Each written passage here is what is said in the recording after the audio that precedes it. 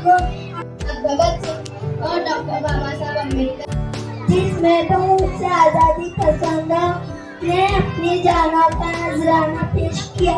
आजादी के बाद Indians celebrate this day with joy. It is the national festival of religion.